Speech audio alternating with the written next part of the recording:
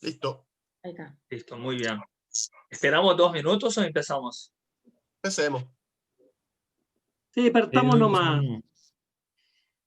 Oye, Ok. bueno, bienvenidos a todos. Me toca, como profesor, darle la bienvenida a todos ustedes y a Fej Yuval Shmuelevitz, que es nuestro invitado muy destacado realmente. Como ustedes saben, él ha sido el número 2 de Waze, que es un súper unicornio y que nos cambió la vida a todos. Y me toca entonces a nombre de la Universidad Católica, pero también a nombre de todos los organizadores.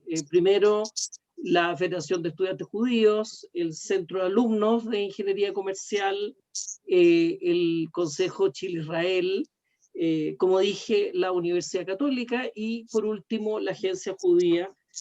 Todos ellos entonces están organizando esto. Así que, bueno, muchas gracias a todos y vamos entonces a escuchar esta historia que es realmente mundial y de gran interés. Eso. Bueno, yo soy Daniel Dueña, estoy en representación del Centro de Alumnos de Ingeniería Comercial y quiero agradecer a todos los involucrados en hacer esta actividad posible y especialmente a Fej.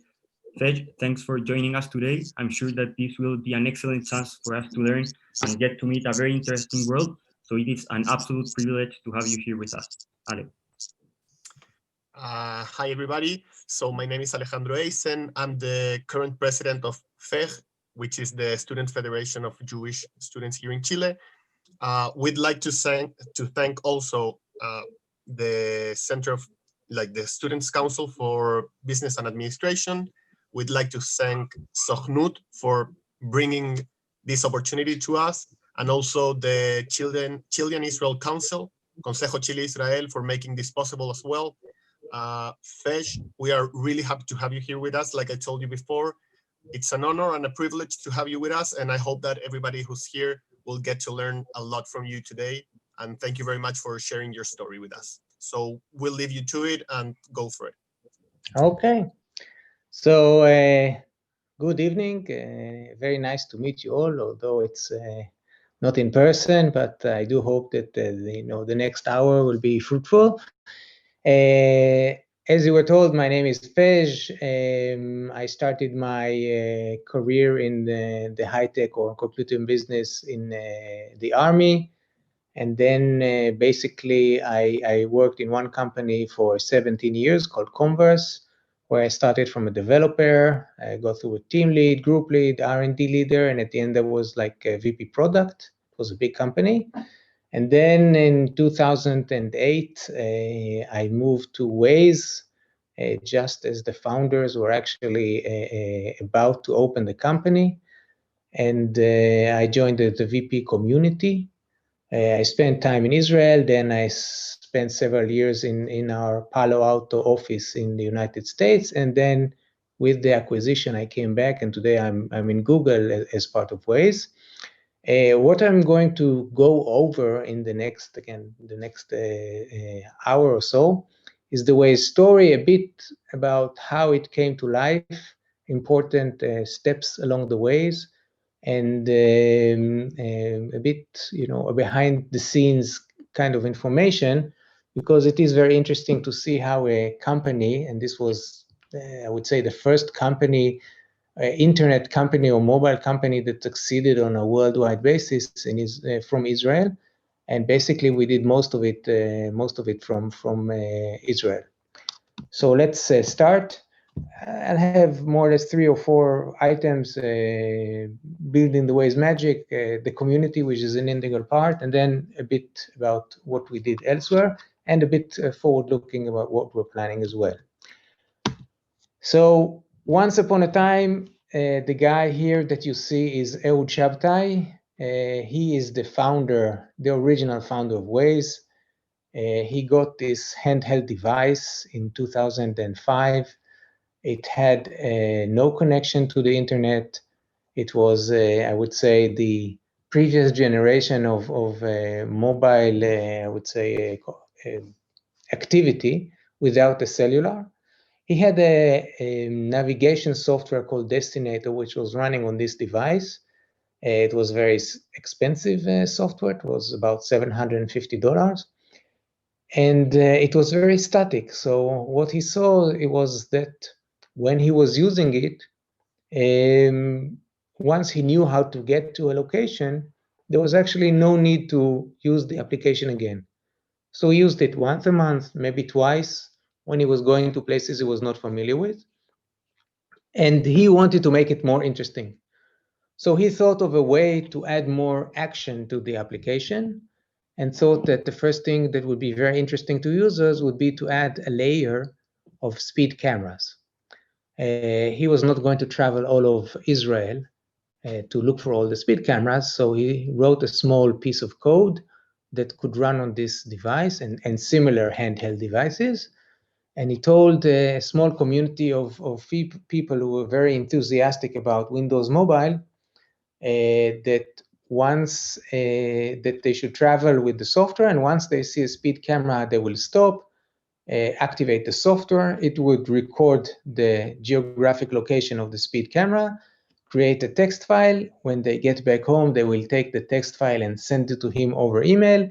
He will take the information from the email and create the map of the speed cameras. It was an interesting experience. I would say one of the first crowdsourcing experiences in the world. And he, within 2 weeks, had all the speed cameras in Israel. He created the layer that this software could digest and gave it for free. And everybody was very, very happy. Everybody except the company that was supplying the map to this software, to this navigation software, which sent him a nice letters from the lawyers saying that he's violating the terms and conditions, that he's not allowed to do what he's doing because he's not allowed to add anything or do any derivation of data based on the GPS. And this made him angry and basically pushed him to do Waze, because he said, okay, if I cannot do it on a map that is coming from a third party, why not use the same process of crowdsourcing to actually create the map as well? And basically he sat almost a year in Tel Aviv. We don't, there for Microsoft and Apple and everybody, it's a garage operation. We don't have garages here. It's mostly high risers. And so he sat on his balcony and he wrote the basic software for a year and came out with it in the beginning of 2016. The basic of the software is very simple, the magic. You can see here in this picture, there is a single person driving. You can see a line of dots behind it. These are the GPS points that are recorded every second or every 10 meters. You can see that there is another person who is also driving. You can see that there are more points. And if you have enough people driving, you can see that slowly this has a shape of a map. This is like the center of Tel Aviv. So basically, once you have these dots, you can clean it up a bit and create a grid map. And this is like the essence of Waze, taking the tracks of the users, analyzing it, and creating a map. Obviously, it's not a perfect map. For example, you don't have here street names, you don't have street types. So the first thing that was needed to add is the street names.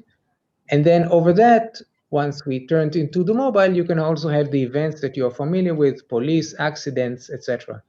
But the whole stack of information from the map to the information above it, to the events, is all created by the users. This is a crowdsourcing project, what we call user-generated content, that everything is being done with Waze. So in reality, it looks something like this. And this is a video. It doesn't have voice. So I hope that you can just see it without the voice. Please tell me if not, but I think that it should work. This is a map of Waze, this in case in Bratislava. And you can see the date on the bottom right as it advances, because the map editor was using taking a picture every day of the map as it evolved. So basically people were driving, it was creating information, and he took a picture of how the map was actually evolving. So you see there are green lines, blue lines, yellow lines, and white lines. The white lines are small streets, the blue lines are highways, and you can see that the map is slowly taking place. Obviously, first it comes from the main streets, and now you can see the small streets are trying to fill in. You can see there's a river there, but basically, this is the way the maps were created all around the world. So here we see Prague, for example, again, taking the picture. You can see it starts from the red and the blue main streets, and then slowly it goes to the smaller streets. The red dots that you see are actually map problems. So if we have a person that drove from point A to point B and we do not have a road in between, the red dots indicate where there is something that the map editors need to be involved. This is what we called Wikipedia of the drivers. Basically, it's like Wikipedia, only everybody is participating. So you have the people that are driving, which are 100%, they are contributing their GPS. You have the people that are reporting accidents, police, and hazards. These are, let's say, 10%. And then you have the map editors. This is their tool, what you see here, the map editing tool, which are very much like the Wikipedia writers or authors. And they're actually taking the information and adding the bits and the bytes. But this process of getting a lot of GPS information, creating the streets, and then adding the street names, the street types, turn restrictions, congestion zones, water bodies, etc., is the work of the editors. And in this way, we were able to create a map of all the world from start to end. In the beginning, again, it was a blank page, and that was the success of Waze. So you see, it takes several months to get the basic, but once you have the users, the early adopters, believe in the story, it works very well. We focused very much on the daily usage. Because the maps were not good enough, we told the users in the beginning to drive from home to work and work to home. Why? Because they know the way. They don't need Waze for this. But the more people that are driving, the more it creates information on the map. And then you can use it also for traveling to places you are not familiar with. The map improves, the information improves, and you have a bigger and bigger, I would say, coverage of the country. But we started with commuting, to stay small, to stay under the radar, to be not threatening to anyone.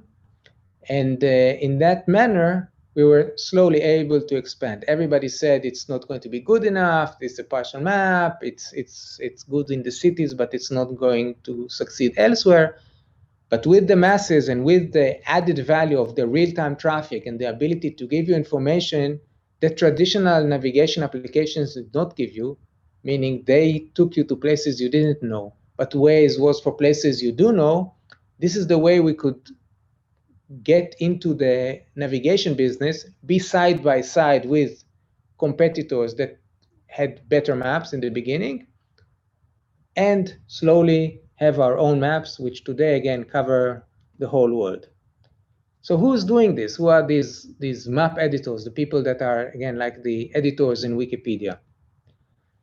This is an example, the picture here, of the Hungarian community meetup. This is from, you can see here, 2012. I was going there as the VP community. It was one of the first meetups that were self-organized by the community. They worked with each other, they knew one another, and they wanted to meet. They had this amazing agenda you can see here. And obviously I was a guest speaker going to talk to them about the Waze features, our roadmap, etc., etc. About 50 to 60 people came over the weekend. They brought their family. They got sponsorship from Huawei. They celebrated the birthday to one of the community members, baked him a cake. And this is the essence. This is the heart of I would say of Waze. So they had a country meetup. Just to put it in proportion, today we have over 70 such meetups. We have it per country. There's also one in Chile and Peru and Argentina and Brazil and Colombia. There's a regional one for Latin America, Eastern Europe, Western Europe, United States, Asia Pacific. And we have a community team, I used to manage it, that goes to these meetings, that speaks the local language, that has direct connection with the country leaders and the champs. Today we have a very organized hierarchy. We are in contact with the country managers and the champs. They nominate area managers. The area managers nominate sub-area managers. And this whole hierarchy enables us both to have a very good connection and feedback from the ground, and also for them to be able to expand and improve the traffic and transportation in their respective countries. Just so you can see, and again, this has music. Let's see if it gives. The music is a bit less important, but you can read. Igen, tisztelt Hölgyeim és Uraim! I'll make it a bit quiet. You can read in the bottom. So think about it. The Hungarian community created an anthem. They wrote the words, they wrote the music, they went to a studio, they did the video, and created the Waze Anthem. And I saw it, I was amazed. This is it's a bit older pictures, but they created this musical anthem of Waze, and were simply blowing us away. Again, I make it a bit quieter because I can't hear myself. It's speaking Hungarian anyway, but when you think about it, most of you use Facebook and Instagram. You use Gmail, you use Snap and TikTok, etc. You do not meet the people behind it. You do not meet the founders. You do not meet the developers. You do not meet the product managers. In Waze, you do. I go all around the world. The founders used to go. The community managers are going. There's direct connection between the developer and the product manager and the folks that are, again, in Chile and Hungary and in other countries. You meet the people that are doing the development, and the interaction is direct. This is amazing. I think this is one of the main things that differentiate Waze from other companies. We got to 130, 140 million users on a monthly basis, but we are still connected to the countries, to the people. We meet them. We meet them again on a country basis, on a regional basis. They come to Israel once a year. That I would say the top 80 or 100 country managers. We give them a good time. And again, this connection and their ability to affect the product, for us to hear direct feedback from the users, not through intermediaries, to feel it when we are going there, this is something unique. And this is why the community is part of the cornerstone, I would say, of the Waze experience. So we're talking about the innovation part, we're talking about the community, and the collaboration innovation is what I call the game changers, the things that really made us, a household word around the world, known and a very, unique position. I would say there are three events. The first one is this one in 2011. This is USA. You can see here, this is the 405 in Los Angeles. You can see it's a very busy road. This is amazing. It's amazing. And so they were going to demolish this bridge that you can see here above the 405, and they were going to close it for the weekend. So between Friday night or Friday afternoon and Monday morning, the bridge was demolished, and the road will be closed. And in the United States, this is the main artery in LA, coming from north to south, or south to north. And you know how it is in the USA. They were talking about it for a year. What's going to happen? It's the end of the world. This is why they called it Carmageddon, which is based on Armageddon. Armageddon is the end of the world. So it's called Carmageddon, Los Angeles. And, there were so many discussions, and every talk show and every traffic report, what's going to happen? People, went to the supermarkets and they bought food and water and guns and whatever just to prepare. And I can tell you a spoiler, nothing happened. But Waze's CEO, Noam, and Diane, who managed the US office, they said, this is an opportunity. This is a major event. All of Los Angeles is looking at it, even from other parts of the United States. They were looking at this, what's going to happen. Waze can play a part here. Waze can be part of this Carmageddon assistance. And so Waze hooked up with ABC7 in LA. And for something like 72 hours, Noam and Diane were on the air every 15 or 20 minutes, talking about what's happening, giving a perspective about what's happening with LA. You can see here the video again. You can see here in the leading picture how the traffic anchor, and this is something very common in the United States. In the morning and the evening, there are traffic anchors. They tell you what's happening in the traffic in the metro. And she's holding an iPad with a special version of Waze. It's displayed here and then displayed on the television. You can see, and I'll play it again. Again, the input is less important, but you can see the picture. So we were involved in this 405 shutdown, and you can see here how the broadcasters are using Waze on a daily basis and talking about what's happening in the area, including pictures.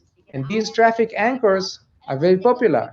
So people see Waze on the TV, and if it's on the TV, obviously it must be very good.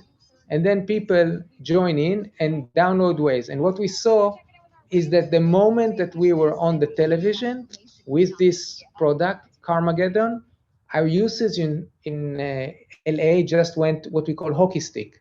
So we went, from several thousands or tens of thousands, we went to hundreds of thousands within days. And so in each metro and big city in the US, we connected to a TV station, gave them the ability to be the only one there.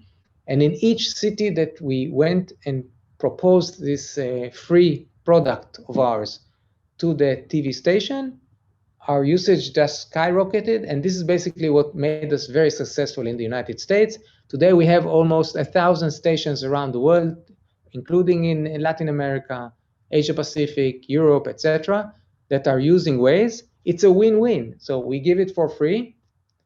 They use it on the television. They have to promote it as well. So think about it. A startup that has very small money suddenly is on the TV on a daily basis and getting promoted for free. For them, by the way, it saves money because then they don't have to pay information to other sources because we give it for free.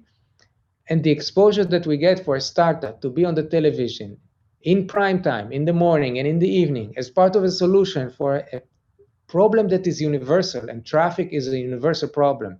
It's a problem in Chile, it's a problem in Israel, it's a problem in Indonesia, it's a problem in China. And so when we come with this solution, we are on the TV. This simply made it for us something unbelievable. Free media in the best places at the best times. And again, the usage just skyrocketed. The other solution is what we call Waze for Cities, connected. It's used to call Connected Citizen. And this was something that was actually evolving, again, an idea that we had. I mean, if you look at the first one, it was an opportunity. We just saw the opportunity and, just came up with the idea to be involved. And it was, again, a consequence of a bit of luck and a bit of ingenuity. Here, the Waze for Cities was something that we saw that was very important to us, but we did not have it. So Waze is very good in real-time information. We know what's happening right now, but we don't know what's going to happen tomorrow or in a week from now. The cities, the municipalities, the Department of Transportations, they know what's going to happen in 2-3 weeks. They have plans. They are building the light rail. They are going to close street. There's going to be a marathon.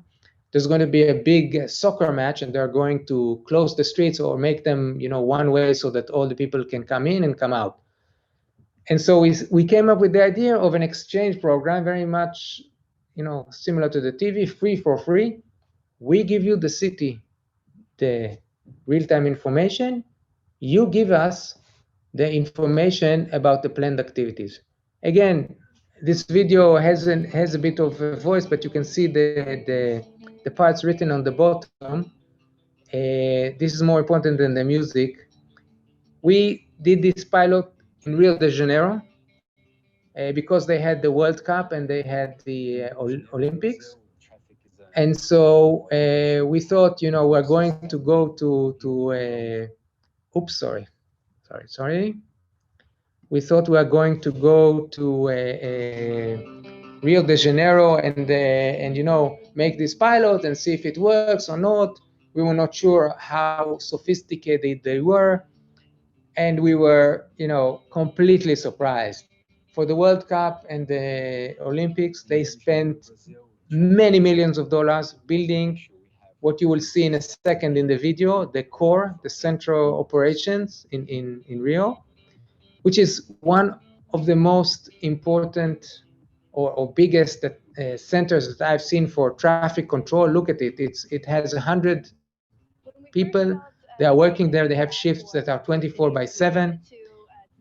And they took our information and made amazing things with it because they were very interested in what's happening now. They want to solve the problems. They have cameras. They have inputs from the citizens.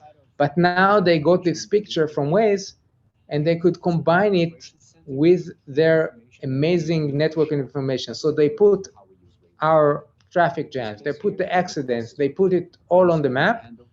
And they were actually able to do things they were not able to do before. So we have a report of an accident. They can focus the camera.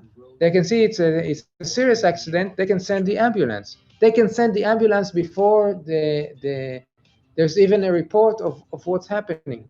There's this traffic jam. So maybe now there's a faulty traffic light, or there is something unexpected, a blockage on the road. They can send the relevant municipal employees to the specific places where they have a problem to solve. They don't have to travel all around the city. They can focus them and use them where they want. And this was, again, an amazing success. We got amazing information that we didn't have before about all the planned activities in the city, the road closures, the changes of travel direction, restrictions that are planned, etc., and gave them the real-time information.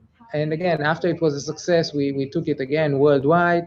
Today we have almost 1,000 partners. They are doing amazing things. They can even work on timing of traffic lights because they have the traffic jams.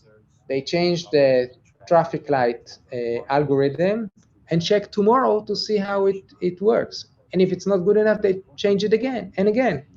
This kind of online real-time feedback was something that never existed for the cities. And it was for them really something that was almost magical, definitely a game changer, part of the smart cities, because it makes the city very smart. They were very happy about it because they can show the users that the information that they provide is used and being held by the city. We did campaigns for potholes, for holes in the streets, and these holes were reported, and the municipality came and filled them in. They were not aware of everywhere that they had these holes, but now with the reports of the users based on Waze, they knew exactly where it is. They could plan how to fix them, and they could even report back to the person who reported it, hey, we fixed the hole that you complained about. So this interaction, this real-time information, etc., was something that was a real success. We have it today with Department of Transportation, emergency responses that, again, get the information of the accident and can send ambulances, tollway authorities that monitor what's happening on the tollway and can send people to help, police department, municipality, everybody is part of the Waze for City. Again, it's a win-win for us. We get information no one else has, and the moment a marathon starts, it's already blocked in Waze, and so you're not routed there. It's very helpful, and again, part of our success. There was a third event, which I don't have a picture, which was something that was completely luck. So as you can see, there are opportunities. There are things that really we thought, out of the box, and then there's complete luck. Those of you that know Apple, in Apple 6.0, they came with Apple Maps, their own maps. And before that, they had Google Maps, which were very good. And Apple and Google got into a dispute. And Google said, okay, we're not doing Google Maps anymore because you are having Apple Maps as default. And Apple Maps were very, very bad in the beginning. So we were very afraid because now, there's Google Maps that's free on Android. There's going to be Apple Maps that's free on Apple. And so we were expecting a lot of issues and, thinking about, how we're going to still be used because these two giants have these default app. And from, the worst day that we expected, we got the best day because Apple Maps came out. It was very bad. For half a year, there was no Google Maps. And Apple CEO, Tim Cook, said, I apologize. Our maps are not good. Please use Waze or MapQuest, or I don't remember the third one. I think it was Bing from Microsoft, because you don't have Apple Maps and you don't have Google Maps. And this was something that put us on the first tier of the navigation application. When the CEO of Apple tells you, use Waze map and not our own, and not the Apple Maps, it's something that was unbelievable, and we just couldn't believe it. Again, we had nothing to do with it. It was pure luck. The two giants were fighting, and the small startup from Israel got the recognition. But again, sometimes luck happens at the right time when you're ready, and when it happens, you have to be there to be able to capture it. Of course, we had to start. We started from a single server, and today we have thousands and thousands, tens of thousands of cores and systems that are managing the world. But it was very, very interesting experience. Again, this is part of the startup roller coaster that really made us successful. Looking forward, and I leave some time for questions, of course. One of the things is that we always try to bypass traffic, but at the end of the day, there are so many cars that are being brought and added to the streets, and the ability to pave new roads is limited. So there's no way to capture this increase in cars. And so Waze Carpool is one of the initiatives that we came up with, of saying, if two people drive, and instead of the 6 cars, you have only 3 cars, traffic will definitely be eliminated. And our goal is to try to eliminate traffic. It's a very ambitious goal. We have the drivers. We looked for riders and thought that if we can combine them together, this will help to eliminate traffic. We know where people are going. We know their home and work. From every neighborhood, including mine, there are people that are traveling very near to my workplace, to the work office, on a daily basis. I just don't know them. But if they are using Waze and I'm using Waze, we can combine them, and that's the basic idea of Carpool. The Carpool idea is not new, of course, but the idea of connecting the people together is. And we have it on the web, we have it on the client, and this is something that we are pushing. Obviously, 2020, and I'm sure all of you have their own stories, is definitely not the year for Carpool. So right now we are keeping it on very You know, we are continuing with it, but it's on limited uses because of COVID-19. Obviously, people want to distance one another. There are lockdowns, less people are going to work. Definitely, again, 2020 is not a year to remember, but we are geared and we are looking to see that this is also, you know, when there is going to be the self-driving car, you will still need to match the car with the riders. So Waze will be able to do it, because when we do carpool later on, it doesn't matter if it's a real driver or a driverless car, we can connect that driverless car with the rider together and navigate them based on the Waze algorithm to their destination. This is basically my presentation. Now I'll try to leave there and stop sharing. And hopefully now you can see me, I hope. And yes. it's time for questions if you have. Yes, So- thank you very much for the presentation. It was a very interesting story and experience. We have one question here in the chat, that is, how is Waze financed? Originally, Waze was financed by raising money from VCs. We raised 3 rounds. First one when Waze was created, $12 million. Second one was 25, and then 30. So overall, Waze was financed with $67 million. We do have the Waze advertisement. You probably saw the pins and some of the advertisement that arrive when the car is stopped. And this is definitely a location-based advertisement at its best. It generates money. Today we are part of Google, so part of the growth, you know, we were 100 people when we were acquired. Today we are over 500, and obviously we don't need to go to venture capital money because we are part of Google. But we definitely have revenues based on advertisement, and this is the way we are working today in finance. So thank you very much, of course, Fesh. I have also a question here in my chat, and they're asking, you just talked about this a little bit, but maybe you can go a little bit more into it, maybe not. Any future plans for Waze? So we have a lot of features that we are trying to do.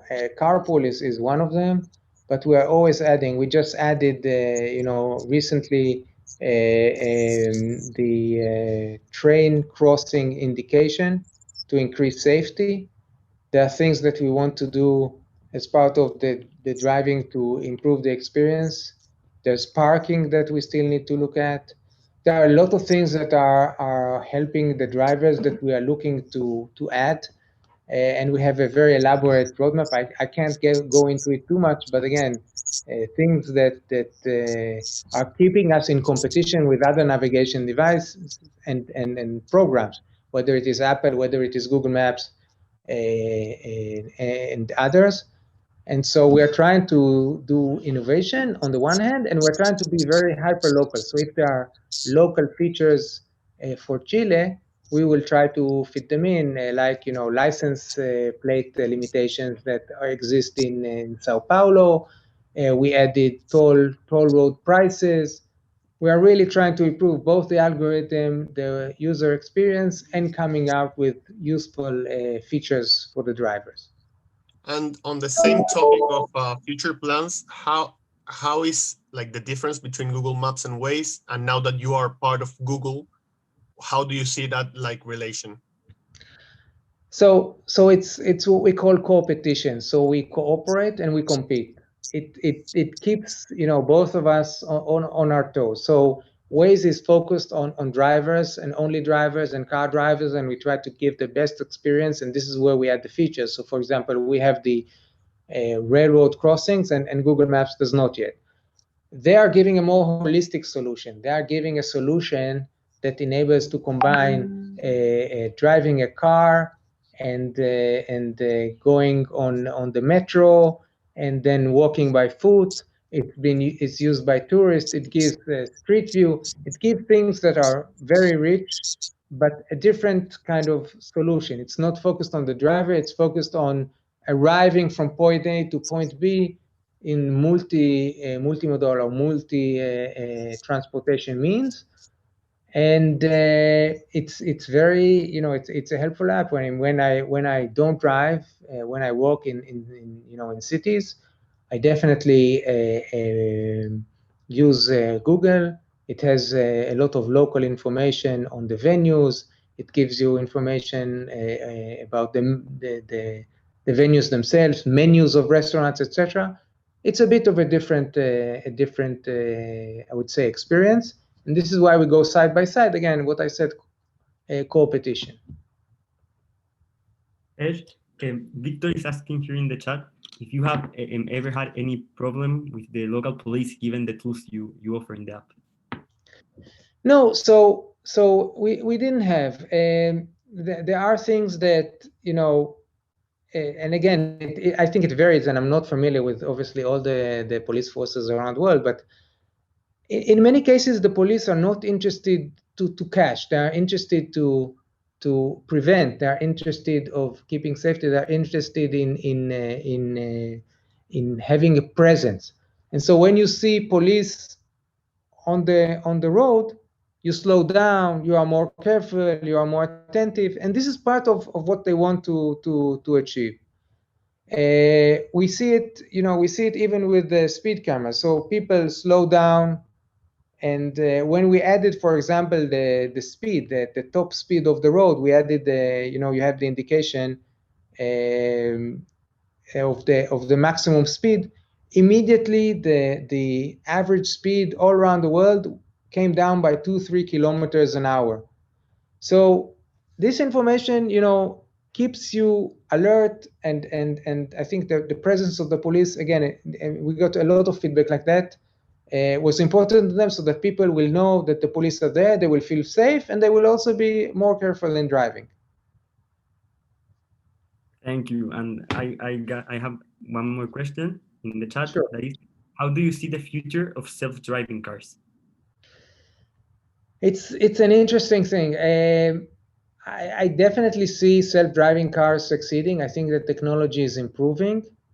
I think it's going to take time, and the main challenge is having the self-driving car with the, driver car, which is acting very erratically and unpredictably, which is going to be tough, because when all the cars are going to be self-driving, it's going to be perfect. They will all communicate with one another. There will not be anything unexpected and surprising.